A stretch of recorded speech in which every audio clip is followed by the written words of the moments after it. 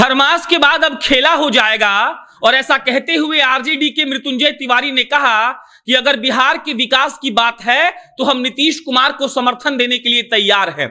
कल भी जगदानंद सिंह ने यह कहा था कि आरजेडी हमेशा नीतीश कुमार के साथ उस वक्त तक खड़ी रहेगी जब बिहार की विकास की बात होगी। और आज आधिकारिक तौर पर प्रेस कॉन्फ्रेंस करते हुए शक्ति सिंह यादव, मृत्युंजय तिवारी और जगदानंद सिंह ने यह कह दिया कि अगर नीतीश कुमार के राह में भाजपा रोड़ा बन रही है तो बिहार की सबसे बड़ी पार्टी यानी कि आरजेडी उनको समर्थन देने के लिए तैयार है। और इसके बाद मृत्युंजय तिवारी ने कहा कि खरमास के बाद बिहार में खेला होना तय है। इसका मतलब यह है कि मृत्युंजय तिवारी ने साफ साफ आरजेडी की तरफ से जदयू को यह ऑफर दिया है कि अगर जातिगत जनगणना और बिहार के विशेष राज्य की पैकेज पर भाजपा से उनकी सहमति नहीं बन रही है तो आरजेडी का दरवाजा नीतीश कुमार के लिए खुला हुआ है। आप इसके बहुत सारे मायने निकाल सकते हैं, लेकिन राजनीतिक गलियारों में इस बात का मायना यही निकाला जा रहा है कि अब तेजस्वी यादव धीरे धीरे नीतीश कुमार के प्रति सॉफ्ट हो रहे हैं। हालांकि उनके बयानबाजी से ऐसा नहीं लगता है, लेकिन आज का अगर प्रेस कॉन्फ्रेंस को सिर्फ देखा जाए तो जिस तरीके से मृत्युंजय तिवारी और जगदानंद सिंह ने यह कहा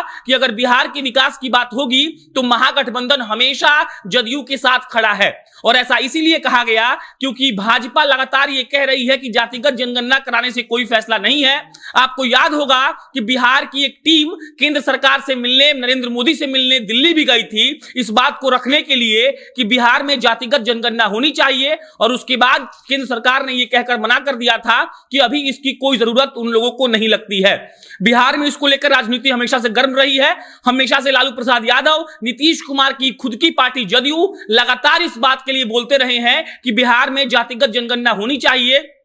ताकि ये मालूम चल सके कि कौन से तबके के लोग कौन सा काम कर रहे हैं और ये निश्चित हो सके कि किसका किसका कितना किसमें भागीदारी है, कौन से काम में कौन के जात के लोग ज्यादा जुड़े हुए हैं और उसके हिसाब से ये फैसला हो जाए कि कैसे कैसे हमारा बिहार आगे बढ़ रहा है। बाकी जगदानंद सिंह का प्रेस कॉन्फ्रेंस इस बात का सबूत है कि कहीं ना कहीं आरजेडी वाले ये चाहते हैं कि तेजस्वी यादव बैकडोर से ही मुख्यमंत्री की कुर्सी पर बैठ जाए। और ऐसा प्रेस कॉन्फ्रेंस करने के बाद ही भाजपा के एक प्रवक्ता ने कह दिया कि तेजस्वी यादव और तेजस्वी यादव की पार्टी ने बिहार के 2020 के विधानसभा चुनाव में बहुत प्रयास किया लेकिन वो विफल हो गए। और इसके बाद उन्होंने ये फैसला लिया है कि अब बैकडोर से वो लोग धीरे से सीएम बनना चाहते हैं, लेकिन तेजस्वी यादव सीएम बनने का ख्वाब छोड़ दें क्योंकि नीतीश कुमार कभी भी आरजेडी से अब समझौता नहीं करेंगे। भाजपा के प्रवक्ता ने यह भी उदाहरण दिया कि जिस तरीके से आरजेडी ने नीतीश कुमार की बेइज्जती की है उस हिसाब से अब नीतीश कुमार कभी भी आरजेडी के पाले में नहीं जाएंगे और ऐसा नहीं हो सकता है कि एनडीए का गठबंधन टूट जाए। बाकी जगदानंद सिंह ने कहा है कि बिहार के विकास की जब बात आएगी